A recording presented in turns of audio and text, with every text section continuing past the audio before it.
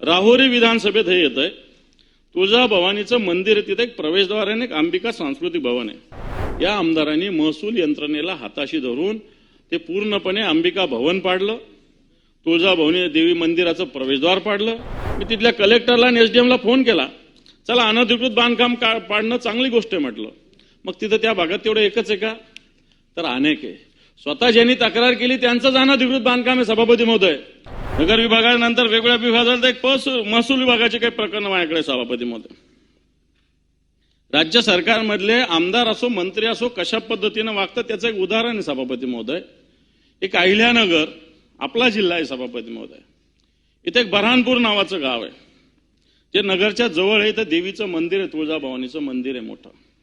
तिथे भगत नावाचे पुजारी आहेत आणि या भगतांनी तिथे एक प्रवेशद्वार आहे, जुनं प्रवेशद्वार. हे असं म्हणतात, अनेक आख्यानामध्ये, पोथीमध्ये, ग्रंथामध्ये त्याचा उल्लेख आहे. सभापती महोदय, राहुरी विधानसभेत हे येत आहे.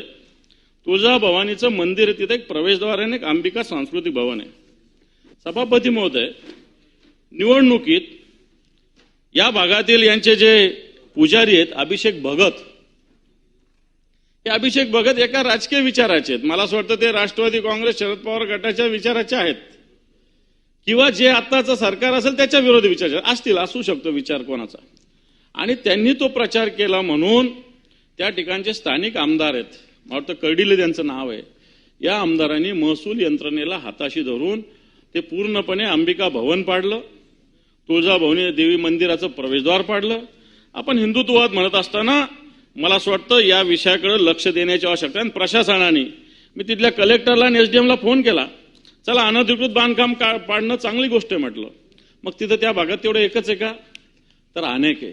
स्वतः ज्यांनी तक्रार केली त्यांचंच अनधिकृत बांधकाम आहे. सभापती महोदय, परंतु त्यांच्यावर कारवाई होत नाही, परंतु यांच्या विरोधात काम केलं होतं. सभापती महोदय, म्हणून त्यांच्यावर कारवाई होती. अशा प्रकारचा प्रकार सभापती महोदय घडलेला आहे. सभापती महोदय, एक महसूल खात्याचं एक वेगळं प्रकरण मी आपल्या समोर या सभागृहाच्या समोर आणतो. सभापती महोदय,